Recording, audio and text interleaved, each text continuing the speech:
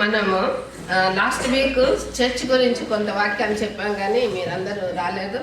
ఇంకో సందర్భంలో దేవుని చిత్తమైతే చర్చ్ గురించి మనం మాట్లాడతాం. మనము జనవరి నుండి కూడా the prominent men in the Bible గురించి కొన్ని మాటలు మనం జ్ఞాపకం చేసుకుంటూ వస్తూ ఉన్నాము. ప్రతి క్యారెక్టర్లో కూడా మనల్ని మనం చూసుకోవచ్చు. దేవుడి క్యారెక్టర్స్ లేదా ఈ లీడర్స్ని వీళ్ళ యొక్క జీవితాలని మన ముందు ఎంతో పెట్టారనంటే, కొందరిని చూసినప్పుడు నేను కూడా ఇలాగా ఉంటాను కదా అని మనల్ని మనం వారి క్యారెక్టర్లో మనల్ని చూసుకుంటూ ఉంటాం. కొన్ని సందర్భాల్లో కొన్ని సిచ్యువేషన్స్లో వాళ్ళు ఎలా బిహేవ్ చేస్తారో మనం కూడా అలాగే బిహేవ్ చేస్తుంటాం. ఎందుకంటే మనము దేవుని యొక్క స్వరూపంలో పుట్టాం కాబట్టి మానవ స్వభావాలన్నీ ఒకేలాగా ఉంటాయి. రెండు ఉంటాయి, మంచి ఉంటుంది, చెడు కూడా ఉంటుంది.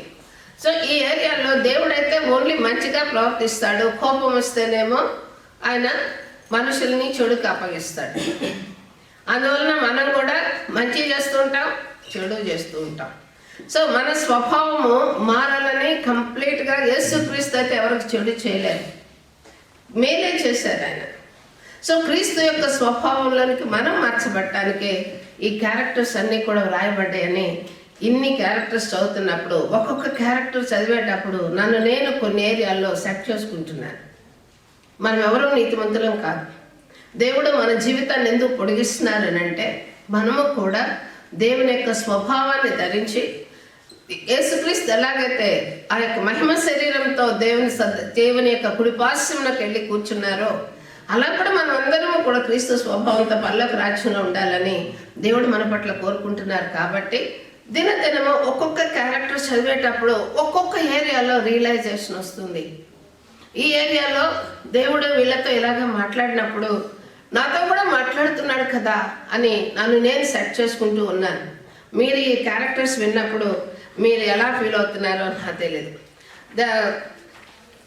న్యాయాధిపతుల గ్రంథంలో మనము అసలు బిఫోర్ లాస్ట్ వీక్లో మనం చదువుకున్నాం. న్యాయాధిపతుల్ని దేవుడు ఎందుకు తీసుకురావాల్సి వచ్చింది అని చెప్పి ఒక టాపిక్ని మనం చదువుకున్నాం. ఎప్పుడైతే ప్రజలు దేవునికి వ్యతిరేకంగా ప్రవర్తించారో అప్పుడు రాజులు లేరు కాబట్టి వాళ్ళని న్యాయమైన తీర్పు, మీరు ఇది చేస్తున్నారు, చేయకూడదు, మీరు ఇది చెయ్యాలి, ఈ విధంగా చేస్తే దేవుని దీవెన పొందుకుంటారు. ఎప్పుడైతే ఇశ్రాయేలీలు వాళ్ళు దేవునికి వ్యతిరేకంగా క్రియ చేశారో అప్పుడు వాళ్ళని శత్రువులకు అప్పగించినట్లు మనం చూస్తాం. ఎప్పుడైతే శత్రువులకు అప్పగించారో అప్పుడు వాళ్ళు శ్రమ పెట్టినప్పుడు, తిరిగి వాళ్ళు దేవునికి మొరపెట్టినప్పుడు దేవుడు వాళ్ళల్లో ఒక వీరుని, ఒక న్యాయాధిపతిని, ఒక దేవునితో పోరాడగలిగి మనుషుల్ని జయించగలిగినటువంటి, శత్రువుని ఎదిరించగలిగినటువంటి ఆ వీరత్వం కలిగినటువంటి ఒక సోల్జర్స్ని దేవుడు వాళ్ళ మధ్య ఏర్పాటు చేసుకొని న్యాయాధిపతులతో కొంతకాలం ఇశ్రాయేలు నడిపించినట్లుగా మనం చూస్తున్నాం. వారిలో మొట్టమొదటి చాలా మంది న్యాయాధిపతులు ఉన్నారు, కానీ నేను అందరినీ తీసుకురాలేదు. ఈరోజు మాత్రం మన యొక్క లీడరు లేదా mighty man of God Gideon తీసుకొస్తున్నాం. గిద్యోను తెలుగులో గిడియోను. ఈ గిడియోను ఆయన పేరే the mighty man of valour, వీరుడు. ఎలాగా వీరుడయ్యాడు?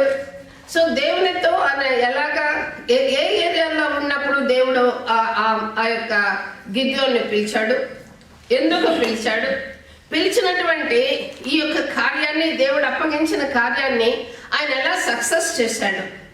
దీనివల్ల యాజ్ ఎ క్రిస్టియన్ మనల్ని కూడా దేవుడు పిలిచాడు. నశించుచున్న దాన్ని వెతికి రక్షించినట్లుగా దేవుడు మనల్ని పిలిచాడు. దేవుడు మనల్ని కూడా ఏర్పాటు చేసుకున్నాం. We're chosen generation. ఆయన యొక్క సువార్తను ప్రకటించినట్లుగా పేతురు ఏం చెప్పాడు, ఆయన ఏమి విన్నామో ఏమి చూసామో మేము మీకు ప్రకటించామో, మీరు కూడా దేవుడు ఏర్పాటు చేసుకున్నటువంటి శ్రేష్టమైన జనాంగము, దేవుని యొక్క స్వజనము, దేవుని ద్వారా ఏర్పరచుకున్నవారు, దేవుని యొక్క సువార్తను ప్రకటించుటకు మీరు ఏర్పరచబడ్డారు. సో ఆయన జయించడానికి, తనతో పోరాడుతున్న మిథ్యానీయులను జయించడానికి గిద్యోనుని పిలుచుకున్నట్లుగా క్రైస్తవులని లోకంలో ఏలుతున్నటువంటి యుగ సంబంధమైన దేవత ద్వారా వస్తున్నటువంటి సకల విధములైన ఇరుకులు, ఇబ్బందులను, సకల విధములైన శోధనలను, అనారోగ్యాలు కూడా వస్తాయి. సాతాను వల్ల అనారోగ్యాలు కూడా వస్తాయి. వీటన్నిటిని కూడా ఎలాగ జయించాలి, మన యుద్ధం ఎవరితోటి, మరి సరే ఆయన గిద్యోను అయితే జయించి దేవుని ద్వారా పేరు మార్చుకున్నాడు. మరి మన పేరు మనం ముందు క్రీస్తుకు ముందు ఒకలాగున్నాం, క్రీస్తును ధరించినప్పుడు క్రైస్తవులని పేరు పెట్టుకున్నాం. మనం క్రైస్తవులు. సో మన పేరుకు తగ్గట్టుగా మనం ఉన్నామా లేదా అనేది ఇక్కడ ప్రభు ఈ ఏరియాలో మనం చూసుకోబోతున్నాం. ఇది చాలా చాలా చక్కని క్యారెక్టర్. ఒకటి న్యాయాధిపతుల గ్రంథం 6వ అధ్యాయం 11 నుండి చదువుతున్నాను. మొదటి న్యాయాధిపతులు 6వ అధ్యాయం 1-2 వచనాలు చదువుతున్నాను. ఇశ్రాయేలీయులు యెహోవా దృష్టికి దోషులైనందున యెహోవా 7 ఏళ్ళు వారిని మిద్యానీయులకు అప్పగించును. మిద్యానీయుల చెయ్యి ఇశ్రాయేలీయుల మీద హెచ్చాయన కనుక వారు మిద్యానీయుల ఎదుట నిలువలేక కొండలోనున్న వాగులను, గృహలను, దుర్గములను తమకు సిద్ధపరుచుకునేది. పారిపోయారు. వీళ్ళందరూ కూడా పంటలు నూర్చడానికి వస్తే వాళ్ళని కొట్టేసి పంటలు ఎత్తుకుపోయేవాళ్ళు. పూర్వం దినాల్లో మేము వింటూ ఉండేవాళ్ళు స్టోరీస్, బందిపోటు దొంగలు ఉండేవాళ్ళని. అలాగే వీళ్ళనందరినీ హింసించినటువంటి పరిస్థితుల్లో మిద్యానీయులు 7వ వచనంలో మిద్యానీయుల వలన బాధను బట్టి ఇశ్రాయేలీయులు యెహోవాకు మొరపెట్టగా యెహోవా ఇశ్రాయేలీయుల యొద్దకు ప్రవక్తనొకని పంపెను. అతడు వారితో ఇలాగ ప్రకటించెను. ఇశ్రాయేలీయుల దేవుడైన యెహోవా సెలవిచ్చినదేమనగా, నేను ఐగుప్తులో నుండి మిమ్మల్ని రప్పించి దాసుల గృహంలో నుండి మిమ్మల్ని తోడుకొని వచ్చితిని. ఐగుప్తుల చేతిలో నుండి మిమ్మల్ని బాధించిన వారందరి చేతుల నుండి మిమ్మల్ని విడిపించి మీ ఎదుట వారిని తోలివేసి వారి దేశంను మీకు ఇచ్చితిని. మీ దేవుడైన యెహోవాను నేనే. మీరు అమోరీల దేశంలో నివసించుచున్నారు. వారి దేవతలకు భయపడకుడి అని మీతో చెప్పితిని కానీ మీరు నా మాట వినకపోతిరి. ఇది పరిస్థితి. అక్కడ ఉన్నటువంటి సిచ్యువేషను. ఈ యొక్క గిద్యోను దేవుడు పిలవడానికి ముందు ఉన్నటువంటి పరిస్థితి. వాళ్ళందరికీ కూడా ఒక బ్యాక్గ్రౌండ్ స్టోరీ ఉంటుంది. నేను ఎప్పుడు అంటాను, నువ్వు అవి చేసావు ఈ చేసావు అని ప్రశ్నిస్తే ఖచ్చితంగా ఎవ్రీబడి హ్యావ్ ద స్టోరీ. యేసుక్రీస్తుకే ఉంది స్టోరీ. మరియమ్మ గారిని ఎంతమంది ఎన్ని అన్నారో ఆమెకే ఉంది స్టోరీ. Everybody have story. ఎవరి స్టోరీ వాళ్ళకు ఉంటుంది. సో ఈ స్టోరీని బట్టి, అక్కడ ఉన్నటువంటి సిచ్యువేషన్స్ని బట్టి దేవుడు ఏం చేశాడు, ఇక్కడ ఉన్నటువంటి ఒక వ్యక్తితో మాట్లాడుతున్నాడు. చూడండి 11వ వచనం నుండి. యెహోవా దూత వచ్చి అబీయజ్రీయుడైన యోవాషునకు కలిగిన ఒఫ్రాలోని మస్తకి వృక్షము కింద కూర్చుండెను. యెహోవా దూత వచ్చి చెట్టు కింద కూర్చుందంట.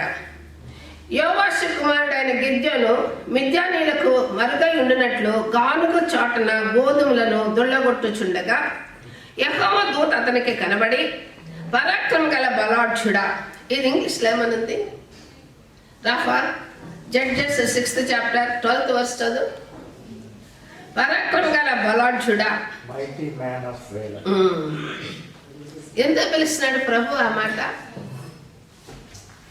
ఒకవేళ చెప్పచ్చు కదా, ఏమమ్మా వెరబాగులు అని అనొచ్చు కదా. ఎందుకో తెలుసా, చాలా క్వశ్చన్స్ వేస్తాడు దేవుణ్ణి, చాలా ప్రశ్నిస్తాడు ఈయన గిద్యోను. సో ఇక్కడ ఏమన్నాడు? ఏం చదివాను నేను? నువ్వేం చదివావు? యెహోవా దూత అతనికి కనబడి, పరాక్రమ గల బలాఢ్యుడా, యెహోవా నీకు తోడై ఉన్నాడని అతనితో అనగా. దేవునికి మనమేంటో తెలుసు. మన కెపాసిటీ దేవునికి తెలుసు. మన కెపాసిటీ మనకు తెలియదు అన్లెస్ మనం ఆ యొక్క యుద్ధ రంగంలో చేరేంత వరకు I can do all things who is in me అనే స్టేజ్కి మనం వచ్చేంత వరకు మన సంగతి కూడా మనకి తెలీదు. గిద్యోను చిత్తము నా ఏలినవాడ, యెహోవా మాకు తోడై ఉండిన ఎడల ఇదంతా మాకేలా సంభవించును? యెహోవా ఐగుప్తులో నుండి మమ్మల్ని రప్పించినని చెప్పుచు మా పితరులు మాకు వివరించిన ఆయన అద్భుత కార్యములన్నీ ఏమాయను? యెహోవా మమ్మల్ని విడిచిపెట్టి మిద్యానీయుల చేతికి మమ్మల్ని అప్పగించినని అతనితో చెప్పెను. అంతటా యెహోవా అతని తట్టు తిరిగి బలము తెచ్చుకొని వెళ్ళి, మిద్యానీయుల చేతిలో నుండి ఇశ్రాయేలీయులను రక్షింపుము, నిన్ను పంపిన వాడని నేనే అని చెప్పగా. ఇప్పుడు ఆయన పర్పస్ ఏంటో చెప్తున్నాడు. గిద్యోనికి దేవుడు పిలిచినటువంటి పర్పస్ ఏంటంటే ఇశ్రాయేలీలను రక్షించుటకు మిద్యానీయులను జయించినట్లుగా నిన్ను వాళ్ళతో యుద్ధం చేసి వాళ్ళని రక్షించడానికి నేను నిన్ను పిలుస్తున్నాను అన్నాడు. దేవుడు మనల్ని రక్షించాడు అని అంటే నశించుచున్న జనాంగం నుంచి ప్రభువు నిజమైనటువంటి సాల్వేషన్, అంటే హృదయానికి ఒక సాల్వేషన్. మన హృదయము ఎప్పుడు కూడా గిల్టీ కాన్షియస్తో ఉంటుంది. చిన్న మాట ఏమన్నా అన్నామంటే ఆమె గుచ్చుకుంటూ ఉంటుంది, అయ్యో నేను అన్నానే ఆ ఫీలింగ్ ఉంటుంది. పరిశుద్ధాత్మ దేవుడు ఎప్పుడు కూడా మన హృదయాన్ని నొప్పి కలిగేస్తూ ఉంటాడు. తిరిగి వాళ్ళతో సమాధానం పొందేంత వరకు రెస్ట్లెస్ అవుతాం. ఈ రెస్ట్లెస్ని తీసివేయడానికే ప్రభు ఆత్మ మనలో ఉంది. ఇంకా ఎందుకు ఆలస్యం చేస్తావు, పోయి సమాధానంతో ఉండు అని మన పీస్ని మనల్ని జ్ఞాపకం చేయడానికి ప్రభువైన యేసుక్రీస్తు ఏం చెప్పారు? పరిశుద్ధాత్మ దేవుడు మీలోనికి వచ్చినప్పుడు మీకు నా వాక్కులన్నింటినీ జ్ఞాపకం చేస్తాడు. ఏం జ్ఞాపకం చేస్తారు? జయించే ఏరియాలో జయించమంటారు, పాపశాప సంబంధమైన విషయాలన్నింటినీ విడిచిపెట్టే ఏరియాలో విడిచిపెట్టమంటారు. అలాగనే దేవుని ఎలాగ ఆరాధించాలో, ఎప్పుడు ఆరాధించాలో, ఎలాగ కృతజ్ఞతలు చెల్లించాలో ఇవన్నీ కూడా పరిశుద్ధాత్మ దేవుడు మనకి జ్ఞాపకం చేస్తారు. సో పర్పస్ ఉంది. గిద్యోను పిలవడంలో పర్పస్ ఉంది. ఆ పర్పస్ని దేవదూత రివీల్ చేశారు. రివీల్ చేసేటప్పుడు ఇంకా మాటలు చదువుకుందాం. అంతటా యెహోవా అతని తట్టు తిరిగి బలము తెచ్చుకుని మిద్యానీయుల చేతిలో నుండి ఇశ్రాయేలును రక్షింపుము, నిన్ను పంపినవాడ నేనే అని చెప్పగా అతడు చిత్తం నా ఏలినవాడ, దేని సహాయం చేత నేను ఇశ్రాయేలు రక్షింపగలను? నా కుటుంబము మనుష్య గోత్రంలో ఎన్నికలేనిదే, నా పితరుల కుటుంబంలో నేను కనిష్ఠుడినై ఉన్నానని ఆయనతో చెప్పాను. అందుకు యెహోవా ఆయనను ఏమి, చాలా మంది మనం కూడా అలాగంటాం. ఏమనంటే దేవుడు మనల్ని పిలిచి ఆ దేవుడు ఈ కార్యం చేయాలి, ఆ కార్యం చేయాలంటే ఏమో నన్ను పిలిచినప్పుడు జోషువకు 3 నెలలు, నన్ను పిలిచినప్పుడు జోషువకు 3 నెలలు. కానీ నేను దేవునికి లోపల దేవుని పనే చేశాను. నేను దేవుని 20 సంవత్సరాలు నేను సండే స్కూల్ పని చేశాను, యూత్ మీటింగ్లు చేశాను, నేను ఉమెన్ మీటింగ్లు చేశాను, విలేజ్ మీటింగ్, ప్రకాశం జిల్లాలో అన్ని ఊళ్ళలో నేను సాక్ష్యం చెప్పాను. నేను దేవుని పని చేస్తూనే వచ్చాను. బట్ స్టిల్ నేను ఫుల్ టైం మినిస్టర్కి నేను రానన్నాను. నేను చేయను ఫుల్ టైం మినిస్టర్.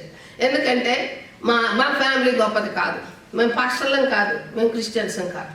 దేవుని వాక్యం తెలియదు. పర్టికులర్గా నాకు దేవుని వాక్యం తెలీదు. నేను ఎలాగ వస్తాను?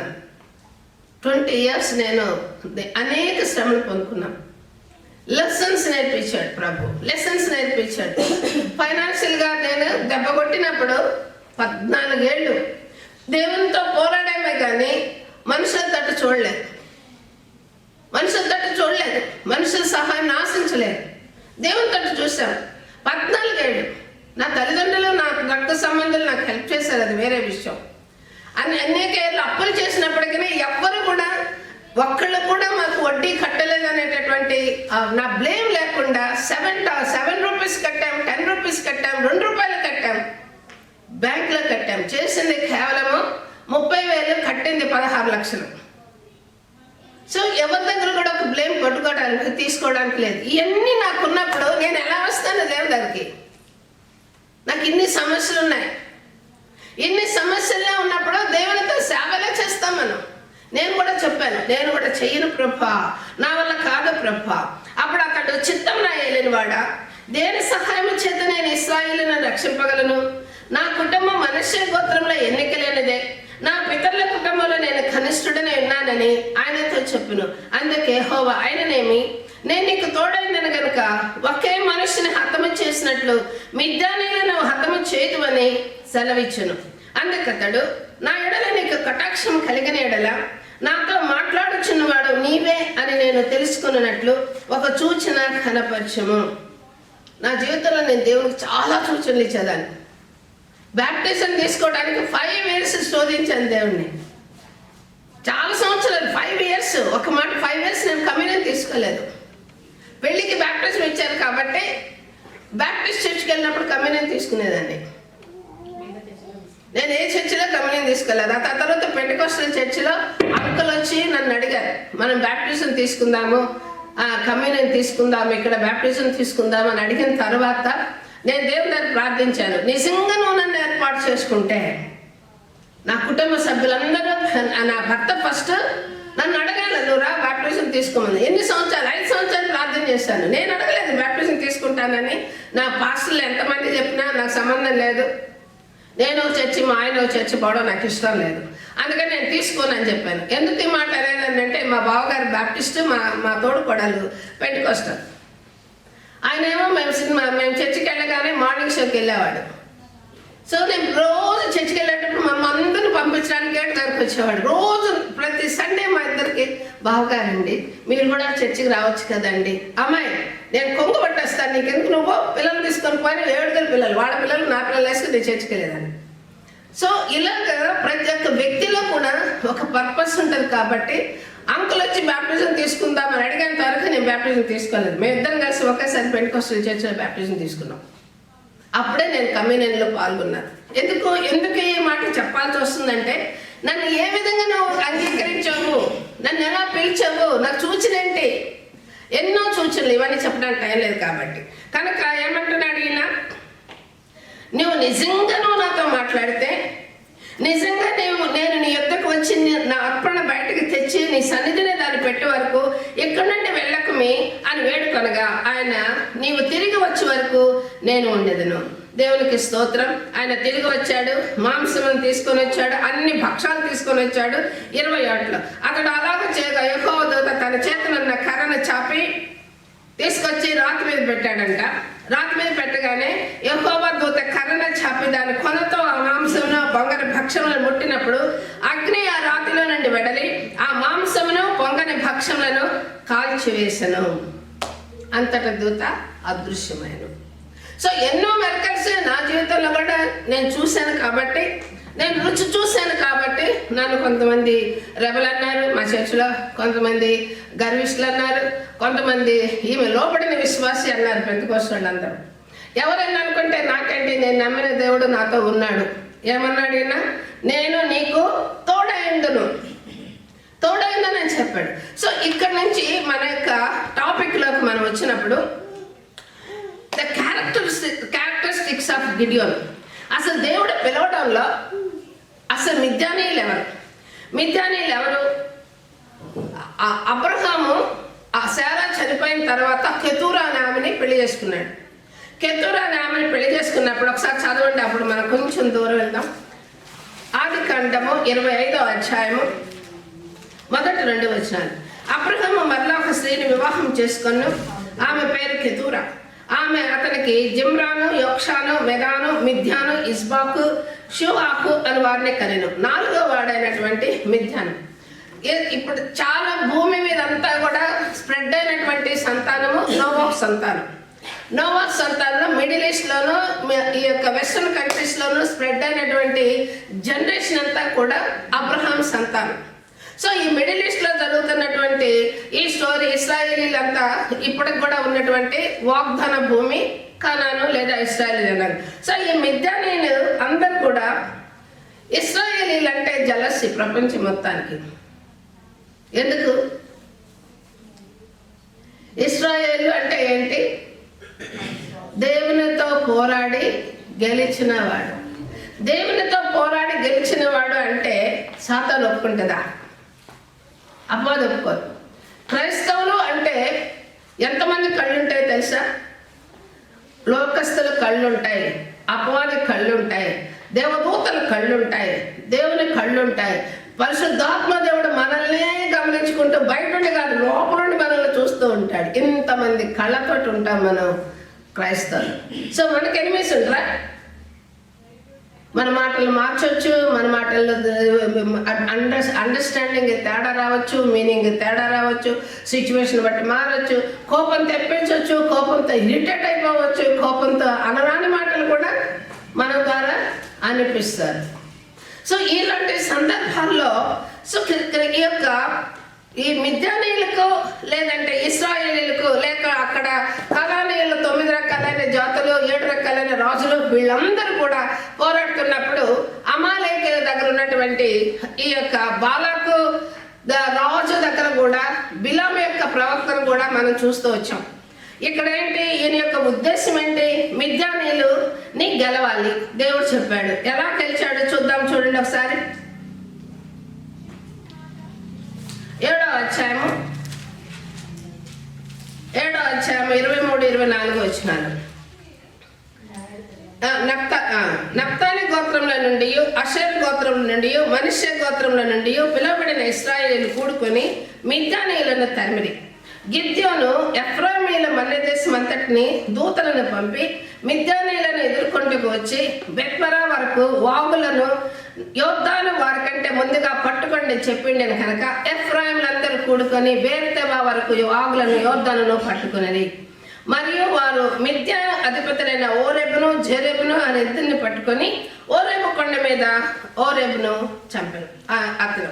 సో ఈ మిద్యానీయులు ఓరేబు జెరోబు అంటే ప్రిన్సెస్ అంట వీళ్ళిద్దరు. వాళ్ళ పేర్లు ఏంటో తెలుసా? ఓరేబు అంటే రెవెన్, జేబ్ అంటేనేమో ఊల్ఫ్. ఆ కాకులు కూడా, రెవెన్ అంటే కాకులు, ఆ కాకులకు కూడా ముక్కు పొడవు అంటే గద్దలకే కదా ఇంత పొడవు ముక్కు ఉండేది. గద్దలు ఏంటంటాయి? మన హృదయాలు అనేవి మంచి హృదయాలుగా లేవు వాళ్ళకి, అందువల్ల ఈ పేర్లు కూడా ఉన్నాయి. సో ఈ ఏరియాలో దేవుడు అసలు గిద్యోన్ని పిలుచుకోవడంలో ఆయన క్యారెక్టర్ ఏంటి? క్రిస్టియన్స్గా మనల్ని పిలుచుకోవడం, లోపల ఎంతో మంది ఉండగా ప్రభు మనల్ని పిలుచుకున్నాడు. ఆ ధన్యత, ఆ యొక్క శ్రేష్టమైన ధన్యత, ఆ యొక్క పరిశుద్ధమైనటువంటి ఆలయంలోనికి మనం అడుగులు పెట్టే ధన్యత దేవుడు మనకి ఇచ్చాడంటే ఇది గొప్ప ప్రివిలేజ్. మీరు రాణమ్మ డిన్నర్ కంటే కూడా ఇది గొప్ప ప్రివిలేజ్ ఎప్పుడు నేను చెప్తుంటాను. సో మన క్యారెక్టరిస్టిక్స్ ఈ ఏరియాలో, ఈ క్యారెక్టర్లో నుండి దేవుడు మన నుంచి ఏం కోరుకుంటున్నాడు? ఈ రెండే పాయింట్స్. హ్యూమిలిటీ ఏది ఉంది ఈయనలో? న్యాయాధిపతులు 6వ అధ్యాయము 15-16 వచనాల్లో దేవుని దగ్గర ఎలా తగ్గించుకుంటున్నాడు చూడండి. చిత్తం నా హెలినవాడా, దేని సహాయంలో నేను ఇశ్రాయేలును రక్షింపగలను? నేను ఎంత తక్కువ వాడిని కదా, మా గోత్రం అనేది లెక్కలేంది కదా, మనుషుల దగ్గర ఎటువంటి ఐడెంటిటీ లేనటువంటి గోత్రం కదా మా కుటుంబం. దేన్ని బట్టి నేను నీ సన్నిధిలో నిలబడగలి రాజులతో పోరాడినట్లుగా వాళ్ళతో గొప్ప వాళ్ళతో మనం చదువుతూ ఉంటే, వాళ్ళ యొక్క ప్రాస్పారిటీని చదువుతూ ఉంటే మనకు ఆశ్చర్యం అనిపిస్తుంది.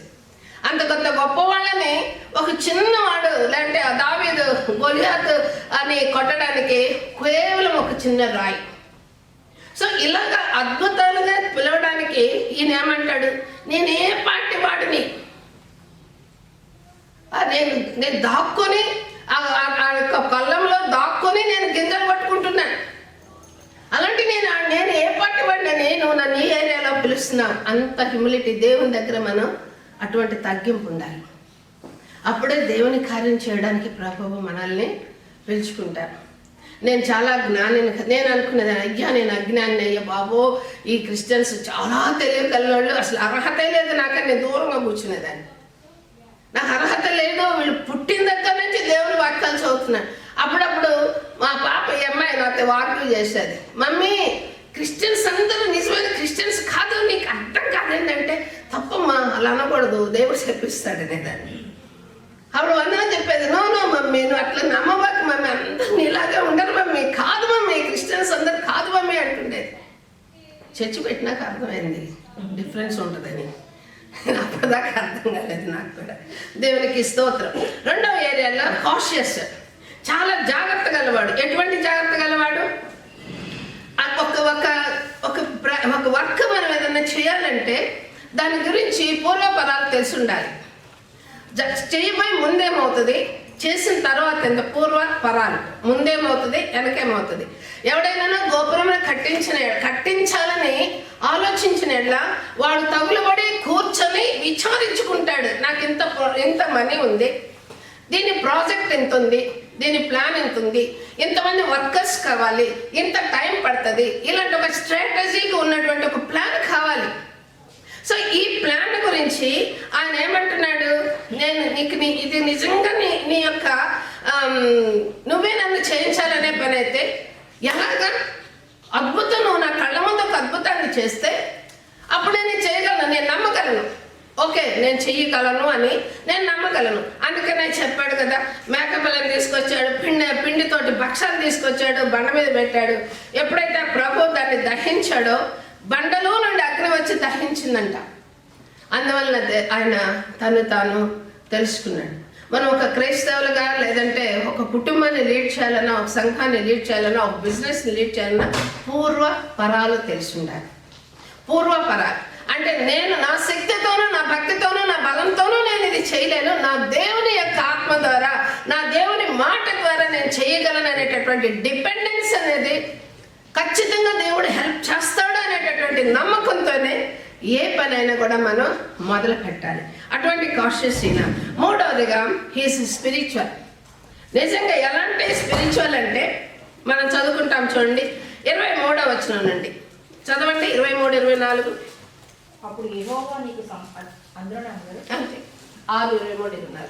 అప్పుడు యెహోవా నీకు సమాధానము భయపడకము, నీవు చావని అతనితో సెలవిచ్చును.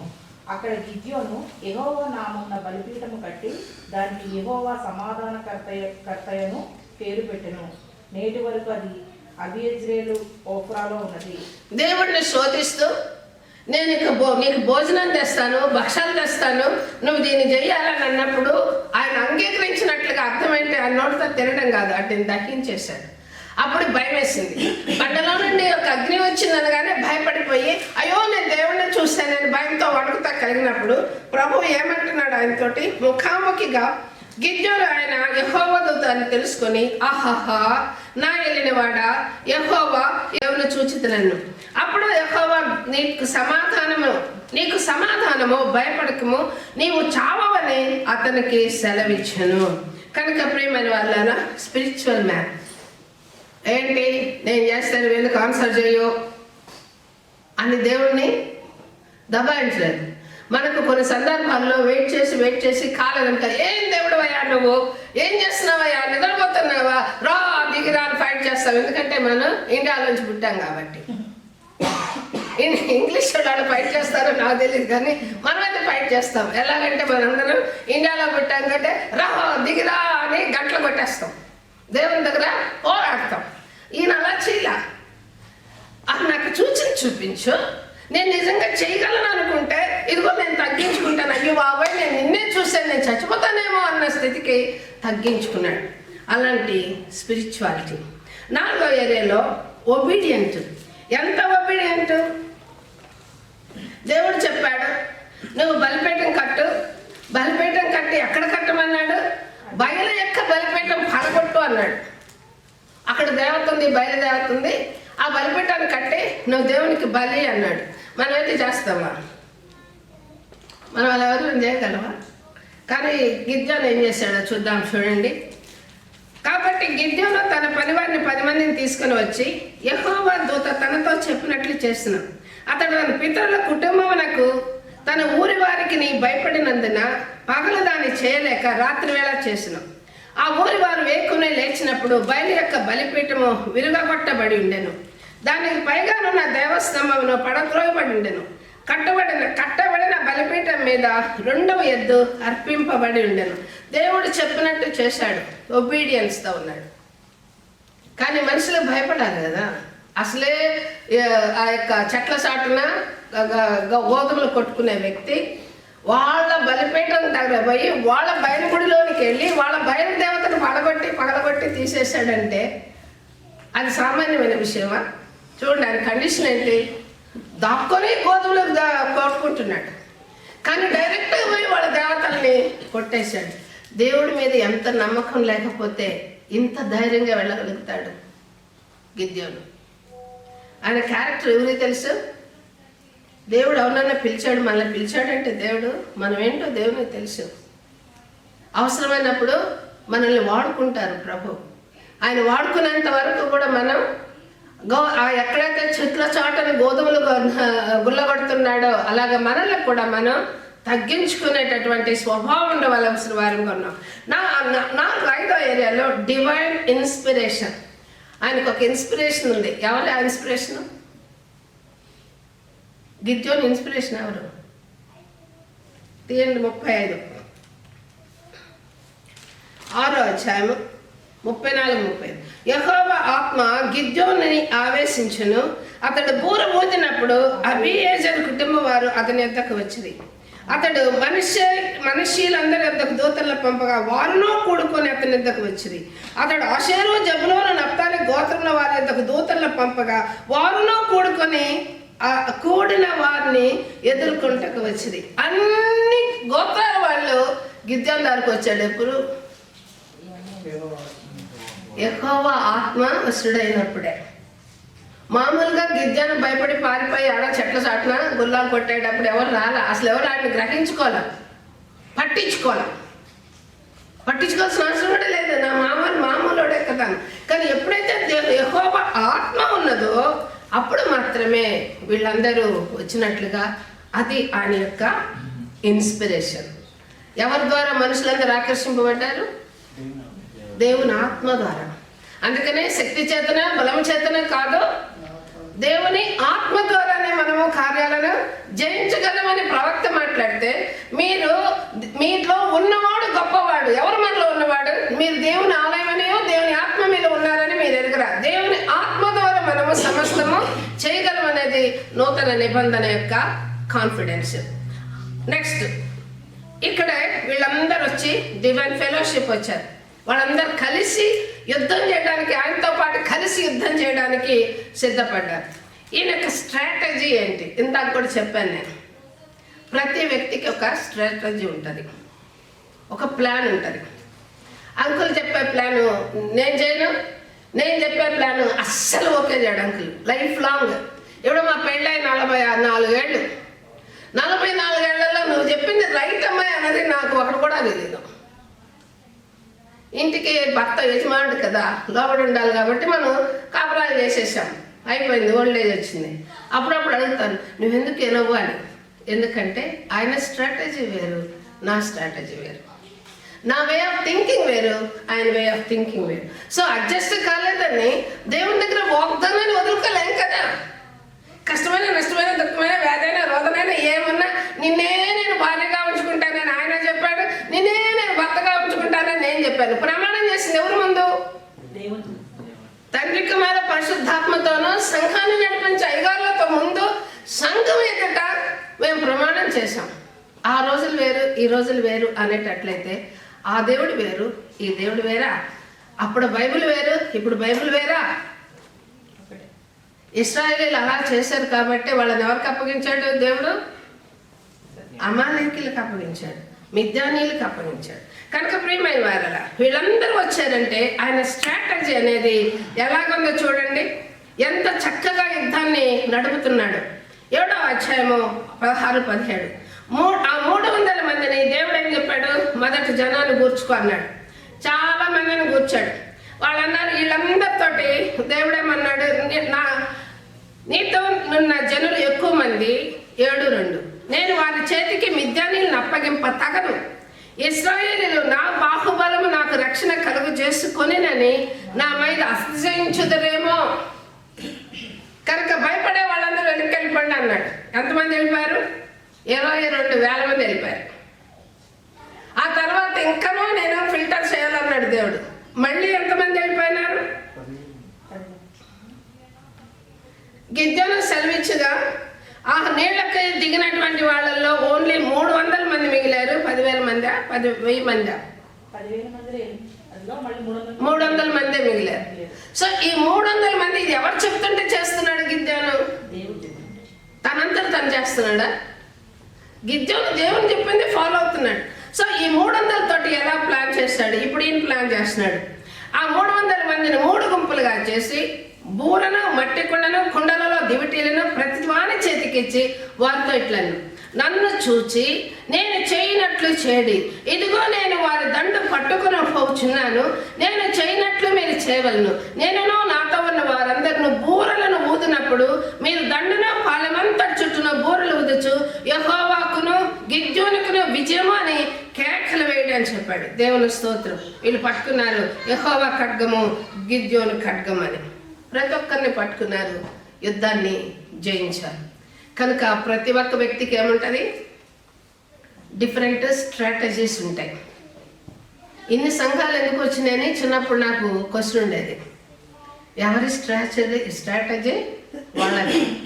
ఎవరి యొక్క పిలుపుని బట్టి, ఎవరి యొక్క ఫీలింగ్ని బట్టి ఫైనల్ ఏం చేస్తారు? యేసుక్రీస్తు నామంలో తండ్రికి ప్రార్థన చేస్తారు పరిశుద్ధాత్మ సహాయంతో. Ways are different. బిర్యానీలు అందరూ చేస్తారు, దమ్ము బిర్యానీ చేస్తారు. ఆ బిర్యానీలు ఈ బిర్యానీ అందరూ అదే చికెన్, అదే బియ్యం, అయ్యే మసాలా. కానీ ఒకరు చేసిన ఒక ఇంట్లో ఉన్న టేస్ట్ ఇంకో ఇంట్లో ఉంటుందా? బట్ ఫైనల్లీ ఒకటే తినడమే బిర్యానీ. టేస్టులు మారుతాయి, స్ట్రాటజీలు వేరుగా ఉంటాయి. Next tactical. మాట్లాడే తీరు కూడా ఎవరితో ఎలాగా మాట్లాడాలనేటటువంటి జ్ఞానం గిద్యోనుకు ఉంది. 8వ అధ్యాయం 1-3 వచనాలు. అప్పుడు ఎఫ్రాయిమీయులు చదువుమా. గిద్యోనుతో, నీవు మా ఎడల చూపిన మర్యాద ఎట్టిది? మిద్యానీయులతో యుద్ధము చేయుటకు నీవు పోయినప్పుడు మమ్ము నేల పిలవలేదని చెప్పి అతనితో కఠినముగా కలహించిరి. అందుకు అతడు, మీరు చేసినదెక్కడ, నేను చేసినదెక్కడ? అబీయజరు ద్రాక్ష పండ్లు కోత కంటే ఎఫ్రాయిమీయుల పరిగె మంచిది కదా. దేవుడు మిద్యానీయుల అధిపతులైన ఓరేబును జయోబును మీ చేతికి అప్పగించును. మీరు చేసినట్లు నేను చేయగలనా అనెను. అతడు ఆ మాట అన్నప్పుడు అతని మీద వారి కోపము తగ్గెను. ఆమేన్. సంఘాల్లో కూడా గొడవలు వస్తాయి. వీళ్ళందరికీ చాలా కోపం వచ్చింది. ఏంటి పెద్ద వాళ్ళ మా 300 మందిని తీసుకెళ్ళిపోయావా? మేము కూడా హీరోలమే కదా, మా దగ్గర మేము యుద్ధం చేయగలిగిన వాళ్ళం కదా, మమ్మల్ని అందరినీ వదిలేసి 300 మంది యుద్ధాన్ని పోయా, ఏమనుకుంటున్నాను అని ఫైటింగ్కి వచ్చారు. అప్పుడు ఆయన ఏం చెప్పాడంటే, మేము యుద్ధానికి పోయిన మాట వాస్తవమే, కానీ ఆ ప్రిన్సెస్ని తీసుకొచ్చి మీకే కదా ఇచ్చాము, మీరే కదా వాళ్ళని చంపారు. యుద్ధం ఎవరిది ఇప్పుడు? జయం ఎవరిది? పోయొచ్చారు. అందుకనే మోషే దగ్గర చెప్తాడు కదా దేవుడు, యుద్ధానికి వెళ్ళిన వాళ్ళకి ఆ యొక్క ఆయుధాలను కాపాడిన వాళ్ళకి ఇద్దరికి ఈక్వల్ షేర్. సో అక్కడ యుద్ధానికి వెళ్ళారు వాళ్ళు, కానీ ఎవరిని తీసుకొచ్చారు? ప్రిన్సెస్నే తీసుకొచ్చి మీ చేతికి ఇచ్చాం. కనుక యుద్ధం ఎవరు చేశారు? వీళ్ళు కూడా చేశారు కదా. కనుక అందరం ఒకటే కదా, ఇశ్రాయేల్ అందరం ఒకటే కదా. సంఘంలో కూడా అదే ప్రాబ్లం. లీడర్స్ ఉన్నా, ఫాలోవర్స్ ఉన్నా, అందరూ నాకు కమిటీని పెట్టి అన్నారు. నాకు కమిటీలో నాకు తేడా తెలియలేదు, ఎందుకంటే నేను చదివిన మిషనల్ లీడర్షిప్ కాబట్టి. కమిటీ అనేది కూడా సంఘం తరఫున మాట్లాడుతుంది. లీడర్స్ కూడా వాళ్ళ ఏజ్ గ్రూప్ని బట్టి, వాళ్ళ జెండర్ని బట్టి వాళ్ళు మాట్లాడతారు. సో నా స్ట్రాటజీ నేనేమనుకున్నాను, నో, లీడర్షిప్ ద్వారా అయితే మేల్కి హ్యాపీ ఉంటుంది, ఉమెన్ సైడ్ హ్యాపీ ఉంటుంది, సండే స్కూల్ సైడ్, ఇలాగ డిఫరెంట్ ఏరియాలు. ఇది స్ట్రాటజీ. ఎవరిని తక్కువ చేసింది కాదు, ఎవరిని దుఃఖపరిచేది కాదు. స్ట్రాటజీ మారుతుంది. అంటే సెక్యులర్ వరల్డ్లో ఉన్నటువంటి లీడర్షిప్ స్టైల్ కొంత ఈ యొక్క స్పిరిచువల్ లీడర్షిప్లోనికి వచ్చింది. కనుక ఈయన చాలా జ్ఞానంగా మాట్లాడేవాడు. Next, loyalty to God. దేవునికి నమ్మకస్తుడు. 8వ అధ్యాయము 22-23 వచనాలు ఒకసారి చదువుతున్నాం. 22-23. అప్పుడు ఇశ్రాయేలీయులు గిద్యోనుతో, నీవు మిద్యానీయుల చేతిలో నుండి మమ్మల్ని రక్షించితివి కనుక నీవును నీ కుమారుడును మమ్మల్ని ఏలవలనని చెప్పింది. అందుకు గిద్యోను, నేను మిమ్మల్ని ఏలను, నా కుమారుడును మిమ్మల్ని ఏలరాదు, యెహోవా మిమ్మల్ని ఏలును. That's the wonderful word. సంఘాలని యజమానుడు ఎవరు? ప్రభువైన యేసుక్రీస్తు. సంఘానికి శిరస్సు ఆయన. సంఘం అనేటటువంటిది ఆయన శరీరం. మేము పాస్టర్లుగా ఉంది కేవలము ఆయన వాక్కును మీకు తీసుకురావడానికి, కానీ మీ మీద ఏలుబడి చేయడానికి మేము లేము, మాకు అధికారం లేదు. ఒకవేళ మీరు ఏదైనా దేవుని వాక్యానికి అనుకూలంగా లేకపోతే చర్చికి రాలేదు, మామూలుగా అయితే ఎందుకు రాలేదు అని బుజ్జగించి అడుగుతారు.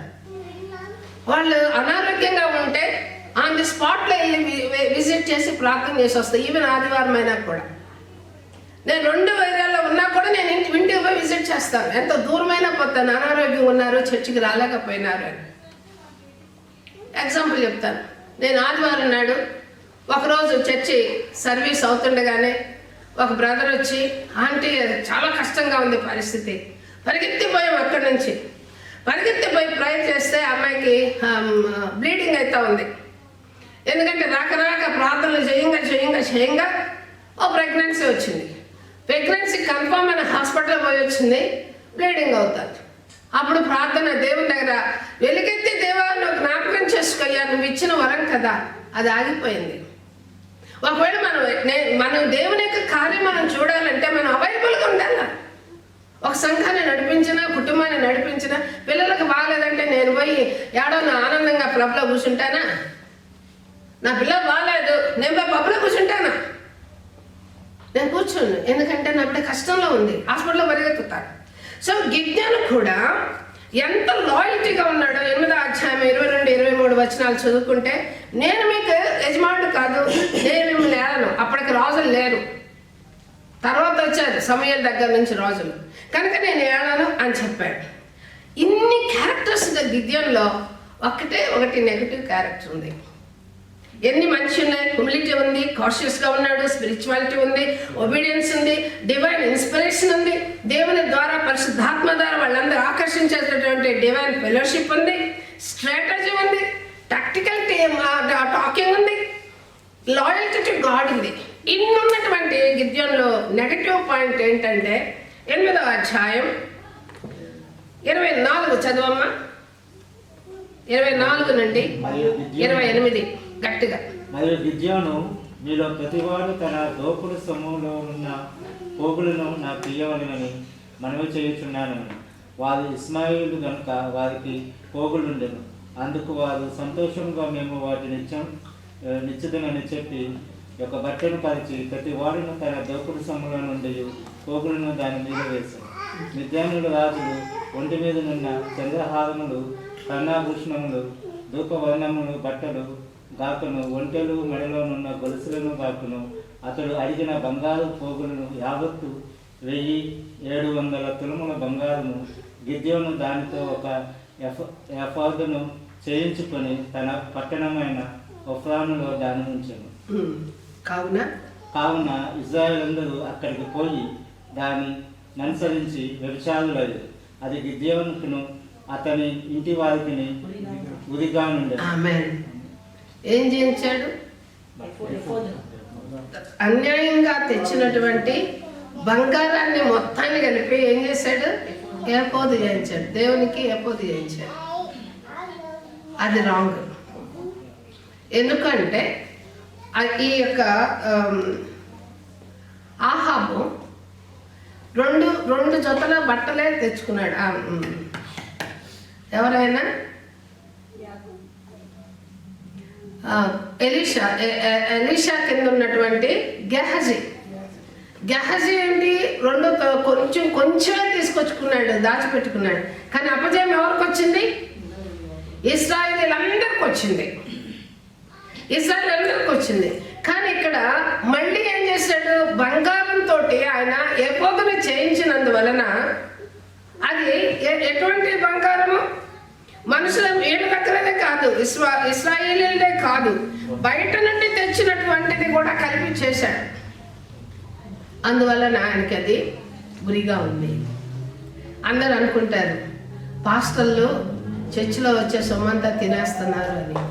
తినరు. ఎప్పుడు సమయం వస్తుందో అప్పుడు దేవుని కొరకు ఖర్చు పెడతారు. వాళ్ళు కూడా తినాలి, వాళ్ళు కూడా బ్రతకాలి. కాబట్టి ఎంతవరకు వాళ్ళు అనుభవించాలో అంతవరకు అనుభవిస్తారు. వాళ్ళు తినాలి, అది ఇక క్రమం. ఇది ఆదికాండం, అది మోషే దగ్గర నుంచి లేవీయులకు ఇచ్చినటువంటి స్వాస్థ్యము. పాస్టరు జీతగాడు కాబట్టి జీతగాడు తినడానికి అర్హుడు.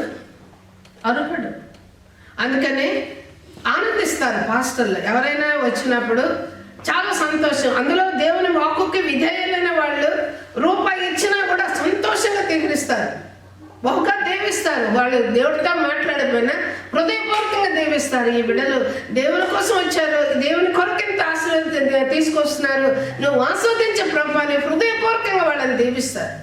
నా మటుకు నేను ఎవరిని కూడా దుఃఖపరచుకోను. మన సంఘంలో చర్చి పెట్టిన దగ్గర నుంచి చాలా వాళ్ళు పట్టాయితీలు ఎవరు, వెరీ ఫ్యూ ఇస్తారు. అయినా నేను అందరికి ఈక్వల్గా ప్రార్థన చేస్తాను, అందరిని ఈక్వల్గా ప్రేమిస్తాను. నిజంగా నువ్వు ఈక్వల్గా ప్రేమిస్తే నీ బిడ్డలకి మాకు డిఫరెన్స్ చూపిస్తావన్నా. కోపం వస్తే నా బిడ్డలో కాదు, మీరు కాదు, అందరు నడుస్తాను. కరెక్ట్ వాక్యం అనేది అందరికీ ఈక్వల్గా చెప్తాను. ఎవరినైనా కూడా కరెక్ట్ చేయాల్సిన బాధ్యత నా బాధ్యత అనేది. తిమోతికి రాసిన పత్రిక, అపోస్తలుడైన పౌలు తిమోతికి రాసిన పత్రిక 2వ తిమోతి 16-17. దైవజనుడు సన్నద్ధుడై ప్రతి సత్కార్యములకు పూర్ణముగా సిద్ధపడి ఉండునట్లు దైవావేశం వల్ల కలిగిన ప్రతి లేఖనము ఉపదేశించుటకును, ఖండించుటకును, తప్పు దిద్దుటకును, నీతి యందు శిక్షణ చేయుటకు ప్రయోజనకరమైనది. ఒకవేళ ఎవరినైనా నేను కఠినంగా మాట్లాడానంటే వాళ్ళ మేలు నిమిత్తమే, అంతేగాని నా గొప్ప నిమిత్తం కాదు. నేను వాళ్ళ మేలు నిమిత్తమే. నువ్వు చర్చకొచ్చిన వల్ల నీకేంటి ప్రయోజనం? నీలో ఒక డిసిప్లిన్ ఉంటుంది. నీ డిసిప్లిన్ నీ బిడ్డలు నేర్చుకుంటారు. నువ్వే 12 దాకా రాలేదనుకో చర్చ దాకా, నీ పిల్లలు నేర్చుకోరు. అప్పుడు మనం ఏం నేర్పిస్తున్నాం మన బిడ్డలకి? ఉదయకాలం ముందు మా అత్త మామ, నేను ఎప్పుడు చెప్తాను, మా అత్త మామలో నేను నేర్చుకున్నాను. మా అత్తగారు, మా మామగారు, మా అత్తగారు 4ంటికి లేచేది, ప్రార్థన చేసేది, మా అందరు కాఫీ చేసేది, మా అందరం బ్రేక్ఫాస్ట్ చేసేది. ఆమె దగ్గర ఉన్నంత వరకు నేను కానీ మా తోడు వాళ్ళ కానీ కిచెన్లోకి వెళ్ళాను. ఆమె మాకు అన్నీ చేసేది. కానీ 8:15 కల్లా చీర కట్టుకొని రెడీ ఉండేది ఆమె. మా మామయ్య గారు ఆమె 8:30కి ఇంట్లోంచి బయలుదేరేవాడు. ఆ క్రమం నేను వాళ్ళ దగ్గర చూశాను. ఆ తర్వాత అంకుల్ గారు కూడా 8:45కి చర్చిలో ఉండేవాళ్ళం మేము. నీ ఆహారంలో నీళ్ళ మీద వేయమో అది నీ అవసరానికి తేలివచ్చును. మనం ఎప్పుడైతే దేవుణ్ణి ఘనపరుస్తామో అటెండెన్స్ అనేది చాలా ఇంపార్టెంట్. దేవుని దగ్గర నువ్వు ఎలా ఉన్నావో దేవుని దగ్గరకు వచ్చినప్పుడు పరిశుద్ధాత్మ దేవుడు నిన్ను ఎప్పుడు ఎలాగా ట్రైన్ చేస్తాడనేది అది దేవుని సిద్ధం. కానీ అటెండెన్స్ ఎప్పుడైతే తన దగ్గరకు మనం వస్తూ ఉన్నామో దేవుడు మన అటెండెన్స్ని బట్టి కూడా మనల్ని ఆస్వాదిస్తాడు. మన అటెండెన్స్ని బట్టి కూడా నా బిడ్డలు కదా నా దగ్గరకు వస్తున్నారు కదా అని దాన్ని బట్టి కూడా దేవుడు మనల్ని జ్ఞాపకం చేసుకుంటాడు. కనుక టైం అనేది చాలా ఇంపార్టెంట్. సో ఈ ఏరియాలో ఇన్ని క్యారెక్టర్స్ ఉన్నాయి. సో గాడ్స్ డిజైర్ రిగార్డింగ్ ఏ క్రిస్టియన్స్ క్యారెక్టర్. ఈ క్యారెక్టర్లో నుంచి మన నుంచి దేవుడు ఏమి కోరుతున్నాడు? Loyalty to God. ఎలాగ లాయల్టీ? మార్కు సువార్త 12వ అధ్యాయము. ఇవన్నీ వేరే మనకన్నీ తెలిసినాయి కాబట్టి ఓవర్లుక్ చేసేస్తాను. 12వ అధ్యాయము 29 నుండి. అందుకు యేసు, ప్రధానమైనది ఏదనగా, ఓ ఇశ్రాయేలు వినుము, మన దేవుడైన ప్రభువు అద్వితీయ ప్రభు. నీవు నీ పూర్ణ హృదయంతోనూ, నీ పూర్ణాత్మతోనూ, నీ పూర్ణ వివేకంతోనూ, నీ పూర్ణ బలముతోనూ నీ దేవుడైన ప్రభువును ప్రేమింపవలనన్నది ప్రధానమైన ఆజ్ఞ. రెండవది, నిన్ను వలె నీ పొరుగువానిని ప్రేమింపవలనన్నది 2వ ఆజ్ఞ. వీటికంటే ముఖ్యమైన ఆజ్ఞ మరేదీ లేదని అతనితో చెప్పాను. దేవునికి స్తుతి ఘనత మహిమ. ఎప్పుడు మనం ఎవరైనా బాయ్స్ గర్ల్స్ జనరల్గా టీనేజ్ లవ్ ఉన్నదనుకోండి, పేరెంట్స్ విన్నా వినకపోయినా, బండి ఉన్నా లేకపోయినా పక్కింటోడు బండి అని అడిగి చెప్పింటే ఆయన పరిగెత్తరా? చెప్పాలి. టీనేజ్ వాళ్ళని చూస్తున్నాం కదా. పోనీ మన పాత చిన్న వయసులో ఉన్న విషయాలు జ్ఞాపకం చేసుకోండి. తల్లిదండ్రులు వద్దన్నారు అనుకోండి, ఆయన ఆ పోకుండా ఆగుతారా? మీ గురించి కాదు, బయట వాళ్ళ గురించి చెప్పండి. ఆగరు కదా. కానీ ఇక్కడ మనం కూడా అలాగా ఉండాలని ప్రభు కోరుకుంటున్నాం. మనం నిజంగా దేవుని ప్రేమిస్తే ఆయనకి ఘనతనిస్తాం. 2వ ఏరియాలో లాయల్టీ అంటే అది. 2వ ఏరియాలో కాషియస్ అబౌట్ యువర్ లైఫ్. అక్కడ ఏం కాషియస్? నాకు ఒక పర్పస్ ఇచ్చాడు. మనకున్న పర్పస్ ఏంటి? మన నిత్య రాజ్యంలోనికి ఆయన వచ్చి పేరు పెట్టి పిలిచినప్పుడు మనం కూడా వెళ్ళాలి. ఇది మన పర్పస్. సో మన పర్పస్ గాను ఆయన చేసినటువంటి స్ట్రాటజీ కానీ, ఆయనకున్నటువంటి ప్లాన్స్ కానీ, ఆయనకి మిద్యానీయుల్ని గెలవాలి, అది ఆయన యొక్క మెయిన్ గోల్. మనకి కూడా గోల్ ఇచ్చాడు ప్రభు యేసుక్రీస్తు. ఆ గోల్ని ఎలా రీచ్ అవ్వాలని అపోస్తలుడైన పౌలు చెప్తాడు. ఒక మాట చదువుకుందాం చూడండి.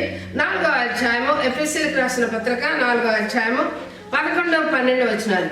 మనమందరము విశ్వాస విషయంలో దేవుని కుమారునికి వచ్చిన జ్ఞానంలోనూ ఏకత్వం పొంది సంపూర్ణ పురుషులకు అగు వరకు, అనగా క్రీస్తుకు కలిగిన సంపూర్ణతకు సమానమైన సంపూర్ణత కలవారమగు వరకు ఆయన ఇలాగూ నియమించెను. సంఘం యొక్క క్షేమాభివృద్ధి నిమిత్తం ఆ యొక్క సేవలో మనము పాల్గొనవలసిన వారమై ఉన్నాము.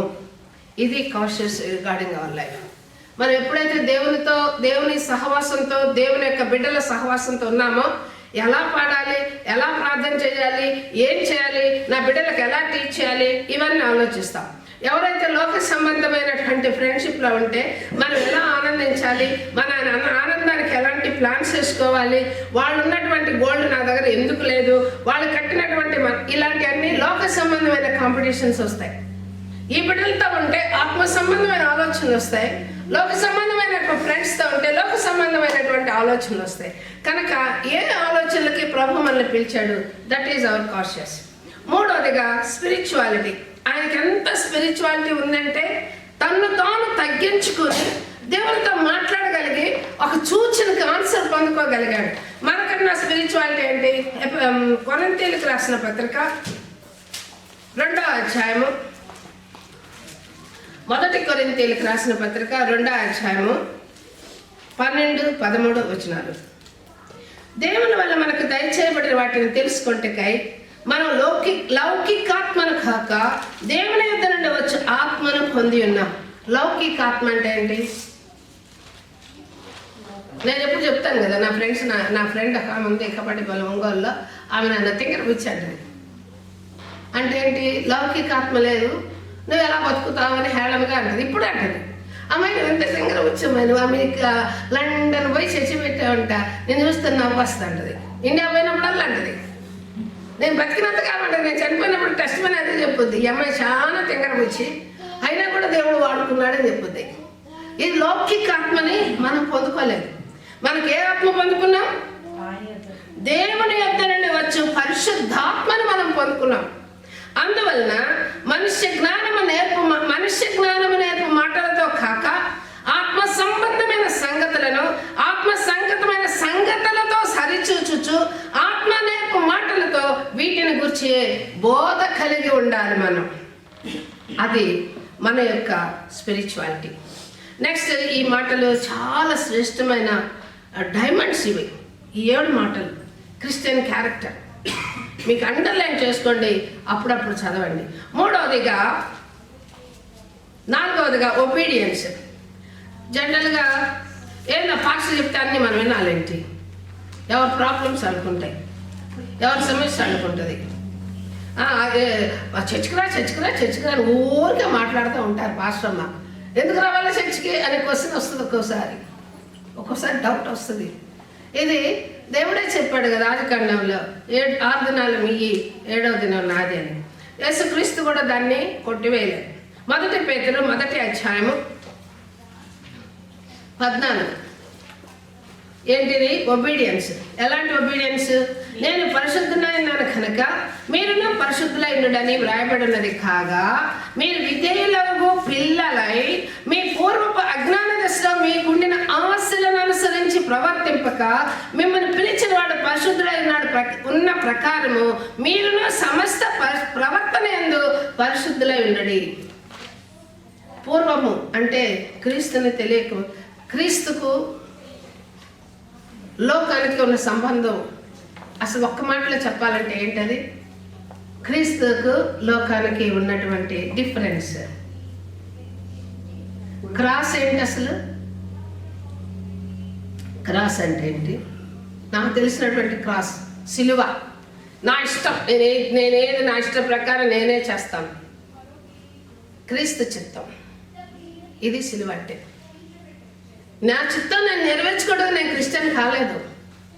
నేను క్రీస్తు చిత్తం నెరవేర్చుటకే నేను క్రిస్టియన్ అయ్యాను. నన్ను నేను రూపొందించి ఏమంటారు వర్డ్?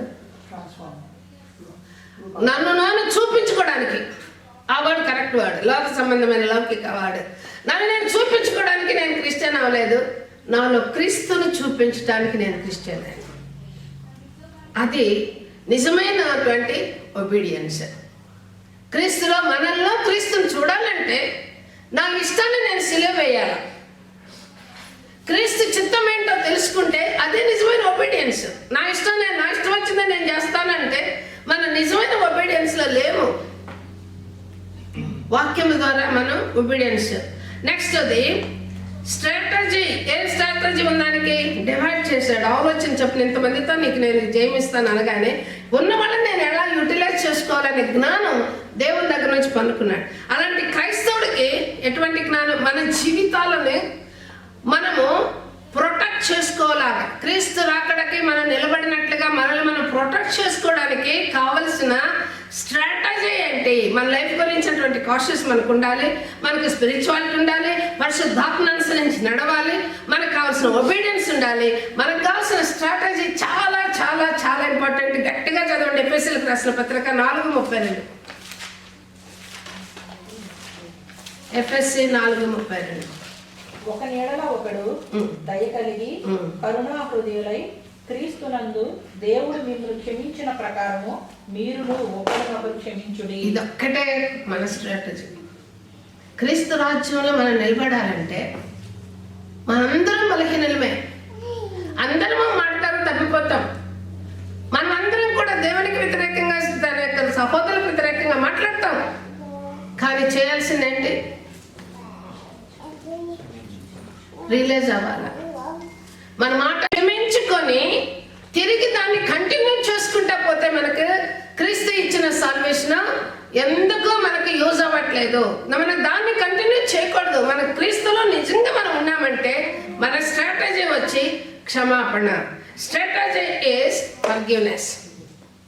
ఫర్గివ్నెస్ లేకుండా క్రిస్టియానిటీ లేనే లేదు. దేవుడు మనల్ని ఎంతో క్షమించి మనల్ని ఆయన బిడ్డలుగా మార్చుకున్నాడంటే మనల్ని క్షమించాడు. అదే మన స్ట్రాటజీ. దాంతోనే మనం క్రైస్తవత్వాన్ని ముందుకు తీసుకెళ్ళగలం. కానీ ఎందుకు దుష్టుడు మనకి దాన్ని రానియకుండా చేస్తాడు? ఇగో మధ్యలో అడ్డు నించుంటది. నేనెందుకు తగ్గాలి, నువ్వెందుకు తగ్గాలి? ఇది కుటుంబంలో ఉంది, సంఘంలో ఉంది, ప్రతి ఒక్కరిలో ఉంది. ఎందుకు ఎవరు పెడుతున్నారు? నువ్వు ఈ పండు తినమన నిజంగా దేవత, వాళ్ళు నిజంగా దేవతలే, దేవుని స్వరూపం ఉన్నటువంటి వాళ్ళు, వాళ్ళ మహిమ వాళ్ళని కప్పని వాళ్ళ దేవతలే. అయినా కూడా ఆదాము వాళ్ళని మిస్గైడ్ చేశాడు దుష్టుడు. అలాగే ఈ దినాల్లో మన ఇళ్లలో అదే మిస్గైడెన్స్ ఉంది, మన సంఘంలో అదే మిస్గైడెన్స్ ఉంది. ప్రతి వ్యక్తిలో కూడా మనుషుల్ని విశ్వాసంలో నుండి తొలగిస్తున్నాడు అపవాది. కనుక స్ట్రాటజీ క్షమాపణ. దీన్ని మనం క్యారీ చేయగలిగినప్పుడే క్రీస్తుని మనలో చూపించగలుగుతాం. క్రీస్తులో మన జీవితాన్ని భద్రంగా కాపాడగలుగుతాం.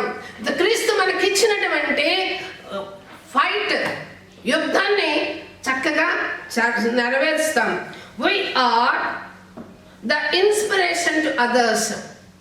ఆయన గిద్యోను ఇన్స్పిరేషన్ ఎలా పొందుకున్నాడు?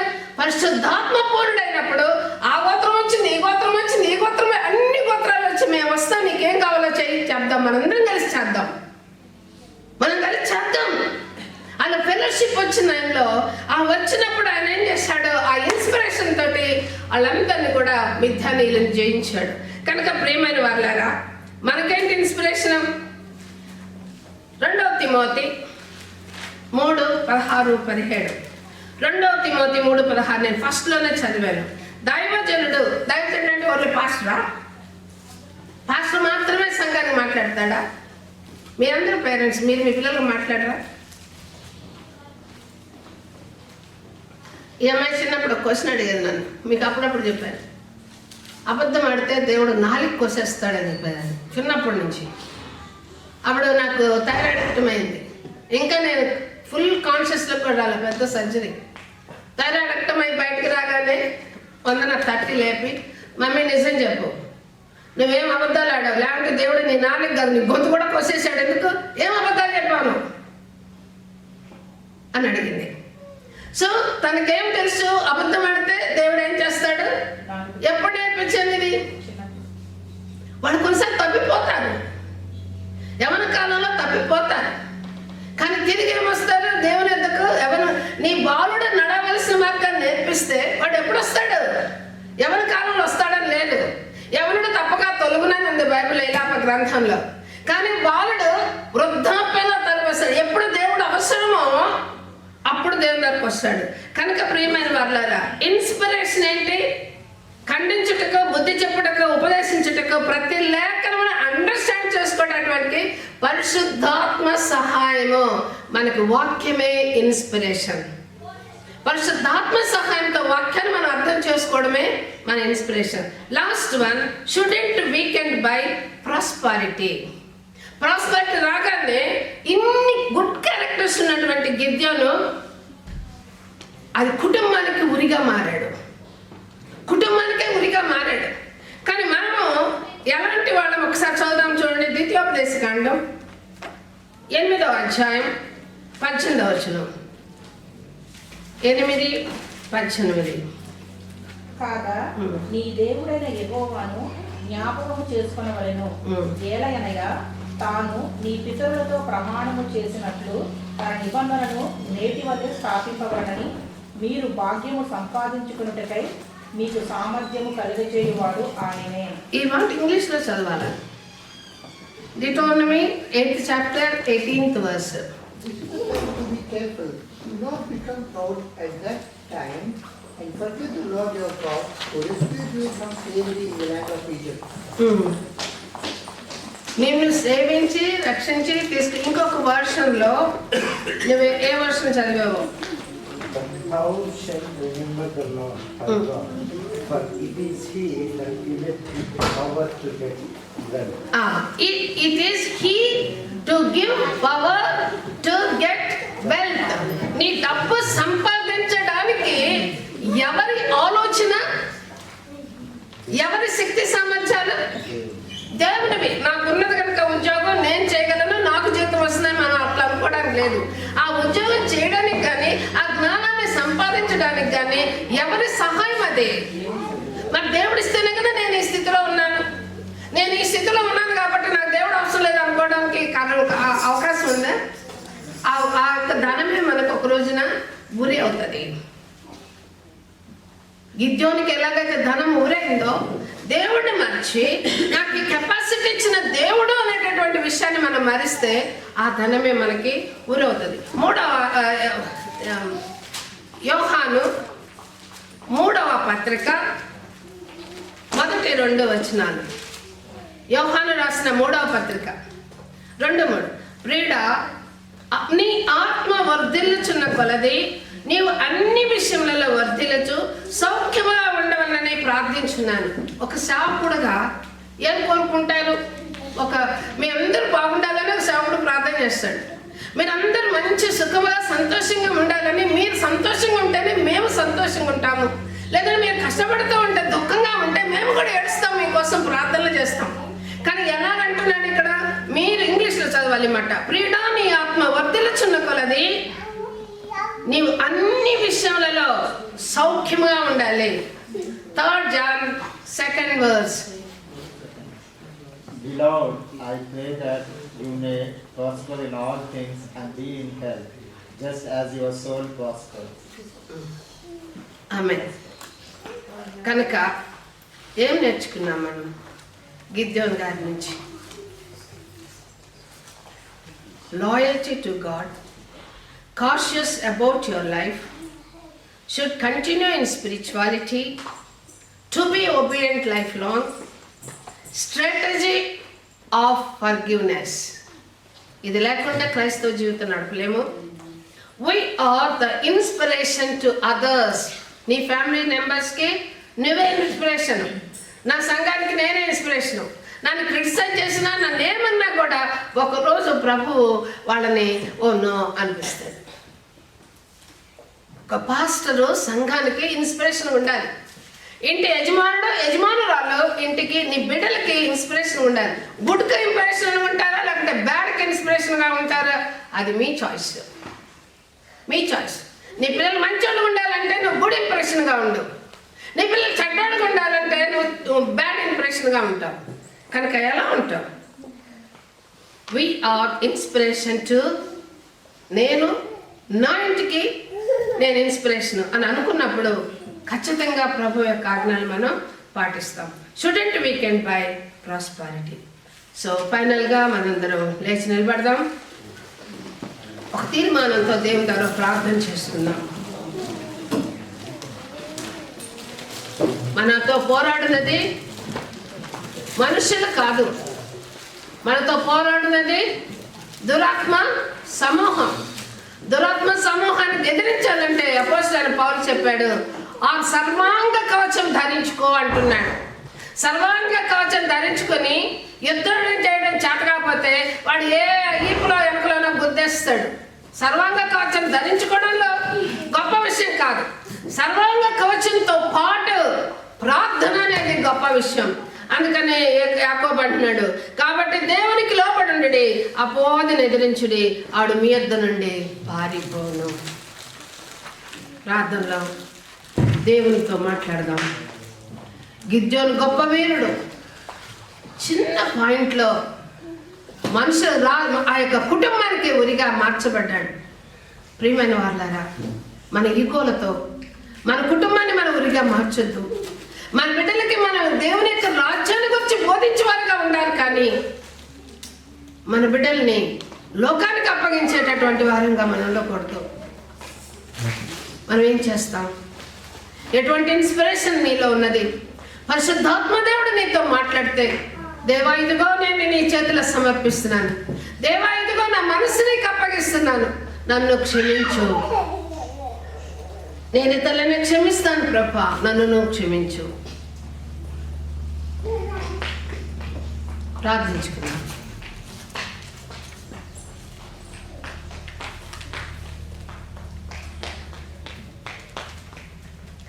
ఇదిగో దేవా నా జీవితం, ఆపాదమస్తకం నీకంకితం. ఇదిగో దేవా నా జీవితం, ఆపాదమస్తకం నీకంకితం. చరణం నీ శరణం, శరణం నీ చరణం, శరణం నీ చరణం. ఇదిగో దేవా నా జీవితం, ఆపాదమస్తకం నీకంకితం. పరిశుద్ధ ప్రభా, నీ పాదముల స్తోత్రములు తండ్రి. నువ్వు గొప్ప వీరుని, వారి హృదయంలో ఉన్నటువంటి విధేయతను చూసి నువ్వు ఏర్పాటు చేసుకుంటావు ప్రభా. మేము అల్పులమైనప్పటికీ మా మీద నువ్వు నమ్మావు నా తండ్రి. నీ యొక్క విశ్వాసాన్ని మేము ఎందుకు కొనసాగిస్తామని మమ్మల్ని నమ్మి నీ మార్గాన్ని మాకు బోధించావు ఫాదర్. నేను నీ పిల్లలు నీ సన్నిధిలో నిల్చున్నాము. నీ కనికరంతో మమ్మల్ని నడిపించు తండ్రి.